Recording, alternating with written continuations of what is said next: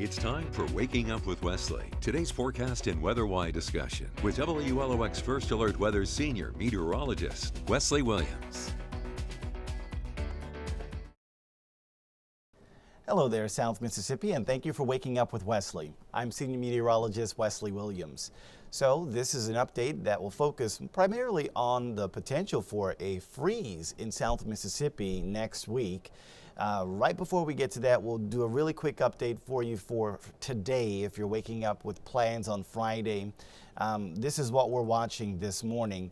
A look outside, the time lapse over Biloxi shows no fog, but it did show plenty of clouds. And that's one of the things that we're going to keep an eye on. Those clouds might try to bring us some rain chances today. You can see those rain chances are in the 30 to 40% range. So if you're stepping out the door this morning, take an umbrella with you. I just want to give you that early heads up that you might find a few raindrops from some of these. I would not even be surprised to get a rumble of thunder from maybe a stray shower or storm this afternoon. But then once we get to this evening, the rain chances are dropping, so that's good news there. I also have another piece of good news to share with you. Yesterday's update, we were watching for a risk for Friday severe weather. Well, there's good news on that front. The risk for severe weather in South Mississippi for Friday has now been dropped to near zero. It's been adjusted to just to our east. So places in Alabama, places in Tennessee, they still carry a risk of severe thunderstorms on Friday. But it looks like the ingredients will not come together to support severe weather development on the Mississippi coast for Friday. So that's good news for your Friday plans. A quick look at the temperatures. Going to be a warm one today. Highs in the upper 70s and some spots could come close to 80.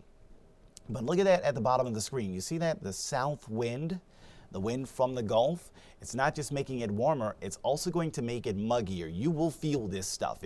You can't deny it. When you walk outside, there's no more crisp feel in the air. Today's dew points into the 70s, and so that moisture is what's feeding some of those rain chances.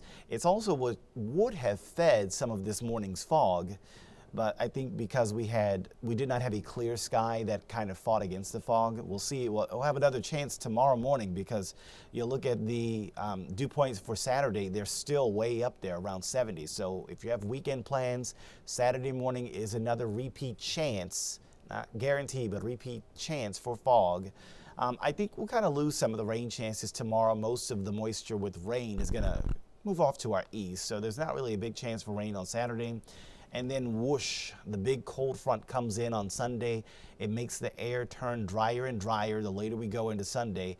It will also be windy. Those breezy winds coming in from the north, pushing drier air down toward our Mississippi coast.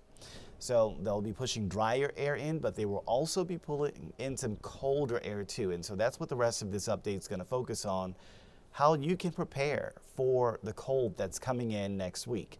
It's not going to last the whole week. It's 2 days. So you get 2 days of winter, Monday, Tuesday, and then we're back to fall stuff next Wednesday, Thursday. So already go ahead and adjust your expectations. This is not, the end of fall, the start of winter, there's no return. No, it's literally just 2 days. But those 2 days are going to pack a punch because what a drop there is going to be on that temperature roller coaster from around 80 on Saturday to not even getting to 60 on Monday. It is no longer possible for us to hit 60 degrees on Monday. So that new information this morning took Monday's high temperature down. So I want you to tell me this. A cold night, it's easy, right? You're in bed, you get the blankets, it's all good. You don't have anything to go out and do. But a cold day, that can be a problem. What do you do during the day? Do you leave the house and go somewhere to run an errand, go to school, go to work, take your kids somewhere, visit family, visit friends? You're out in this stuff. You're going to be exposed to it. There is no escape, if you will. So you are going to have to change. This is going to impact you. And a lot of people, look, I'm a procrastinator. Raise my hand. I'm procrastinator number one here. A lot of people will wait until Monday. Right now it doesn't exist. It's just something some guy is telling you. But then on Monday when it actually happens and you're like, whoa, they were right. It's cold. It's windy. Let me go back inside and grab my coat and grab my sweater. I'm telling you right now, if you got them hidden away, tucked away, packed away in some box or something like that, you want to break out the winter, not the fall, the winter coat for Monday, because the 50s, that 57 is going to be the absolute hottest temperature we can hit during the day. That means the rest of the day is going to be below that. That's the whole point of a high temperature forecast. So your high is 57, and that's on the coast. I think inland high might only be, let me look at that. I'm curious now that I'm talking about these high temperatures. I think the inland high is in the lower 50s maybe, unless I didn't make that adjustment yet. Yeah, there it is. Inland high 53. So, hey Wiggins, how y'all doing? You want 54 on Monday? Too bad. You're not getting there.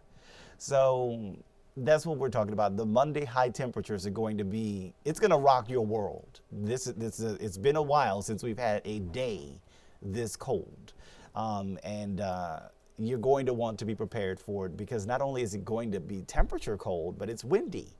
So there's going to be a wind chill. The wind chills are going to be in the 40s during the day, maybe the 30s during the day. And then, of course, the whole reason you might be here, we got to talk about what happens Monday night into Tuesday morning. That's going to be the potential for a freeze. Now, we've been telling you, we're expecting a freeze. A light freeze is still expected on the coast. The coast, places that are south of I-10. I think I have a map sometimes when I want to be crystal clear about where I'm talking about. So I'll pull up my coast map so that all of the cities and towns that I'm talking about when I say coast, you'll know who I am referring to. Let's see, where's my map? There it is. So this is a map of what I mean when I say coast. If you see your town on here, you're kind of one of those coastal communities. You're generally to the south of I-10. So Pascagoula, Gaucher, Gulf Park Estates, Ocean Springs, St. Martin, D'Iberville, Biloxi, Gulfport, Long Beach, Pass Christian, DeLille, Diamond Head, Bay St. Louis, Waveland. All of those places are generally coastal communities. You'll notice the absence of Moss Point. I think they're a little bit too close to I-10 in Jackson County. So I actually refer to them as an inland location. And yeah, you might be surprised to see that D'Iberville is a coast, but y'all are close to Back Bay. So the water is closer to I-10. That puts y'all in coast, not inland. Now we got a different map to show the inland areas. This one looks a little bit different because there's so much real estate on the map. There's so many towns. I'm not going to say them all. I'm going to tell you that it's the entirety of Pearl River County, the entirety of Stone County, the entirety of George County, and it's places generally to the north of I-10 in Hancock, Harrison, and Jackson counties. Thing about I-10 is the coast, is shaped differently, and the distance between the coast and I-10 changes depending on where you are. So in Jackson County, for example, I-10 is actually really far from the coast once you get closer to Moss Point. So that's why, yeah, y'all are considered inland there. Whereas I-10 is actually really close to the coast around Diamond Head. The bay is right there. It's right there by I-10. So anyway, that's what we mean when we say inland. So now that you know what I'm talking about, when I show you the coast versus the inland, let's go back to this. Coast, light freeze Tuesday morning. We're thinking lower 30s. Inland areas, hard freeze. This is new today. The numbers have been dropping every morning, but now they've dropped far enough to hit the middle and upper 20s, folks. That means your preparation plans may have to change. So let me walk you through the next 4 mornings. Weekend mornings are fine. They're mild. 60s on Saturday morning. 60s on Sunday morning, although Sunday's low temperature is going to be really weird because I think it's going to be colder Sunday evening and Sunday night than it is going to be on Sunday morning. So yeah, temperature is just going to be weird on Sunday because there's a powerful cold front moving in. Now here's Monday morning. Already getting colder, right? You got a big drop, 20-degree drop or more from Sunday morning to Monday morning inland. More than a 20-degree drop Sunday morning to Monday morning on the coast. So we're going to wake up Monday morning. It's going to be really windy. So the wind chills are probably going to be colder than those numbers you see there. Probably going to have wind chills dropping into the lower 30s, if not upper 20s on Monday morning. Today's Friday, the last work day of the week, or let's say the last day of the work week for many of you. Monday is the first day of the new work week for many of you. And the next time you go into work, the wind chills might be in the 20s. So that's, you're going to get surprised by that, but hopefully not if you're paying attention to the weather forecast. Tuesday morning, the winds come down a little bit, and then the temperatures really plummet. We're thinking freezing, lower 30s, protect people, pets, and plants on the coast, lower 30s. We're thinking a hard pipe bursting freeze inland, mid to upper 20s. Again, y'all remember the map, coast versus inland, so you know if your town is where I'm talking about. We have this other map that also helps to paint the picture as well, where you're getting down to those specific numbers. And I've shown this map literally every day, I think, this week for Waking Up with Wesley. And every day that we've showed this map, the numbers have gotten colder and colder and colder with each new update to the information. So today they're at the coldest. I wonder, I don't have a Waking Up with Wesley tomorrow, but I do wonder if we show this map again tomorrow, will the numbers get even colder? So be sure to check back with the evening forecast later today with the rest of the WLOX First Alert weather team, as well as the weekend forecast in case there's any more adjustments to these numbers, because they keep going down farther and farther on the thermometer. But look at some of these numbers, right? Perkinston 25 degrees Tuesday morning, Picayune 28, Saussure 26, Hurley 26. All those places I just said, protect your pipes. Poplarville 28, Wiggins 27, Loosedale 24. Protect your pipes. Now, once you get away from the middle and upper 20s, you might be okay, maybe, to not have to worry about wrapping the pipes. And so that's when you get down closer to the coast. Temperatures around 30, Moss Point, Pascagoula, Gaucher, Van Cleve. Lower 30s closer to the bay when you get closer to Ocean Springs, St. Martin, D'Iberville, Biloxi. Lower 30s there. Lower 30s for Gulfport, lower 30s for Long Beach, Pass Christian, as well as probably Bay St. Louis and Waveland. Also around 30 for the Kill. So, and then, if you get really specific with this stuff, there's going to be places like Woolmarket, Lyman, and Orange Grove. Y'all are probably going to be around 30 like Van Cleve and the Kill, even though you're not on this map. So just understand, this is a time, when should you wrap your pipes? Should you wrap your pipes when it's really windy on Sunday? I guess that's an option. Should you wrap your pipes when it's really breezy and cold on Monday? I wouldn't want to do that. It seems uncomfortable to be outside wrapping pipes in cold and breezy conditions. And then if you wait till after Monday, it's too late. The pipe freeze is Monday night for inland areas.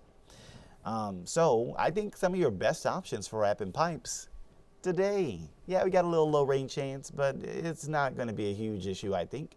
So you got comfortable conditions on Friday and comfortable conditions on Saturday that you can spend if you are in those inland areas, protecting your pipes from the possible hard freeze to come on Tuesday morning. Now, your phones haven't really started blowing up with a bunch of alerts from the National Weather Service just yet, because their criteria is they usually wait no longer than 48 hours before they issue one of those warnings, like a freeze warning.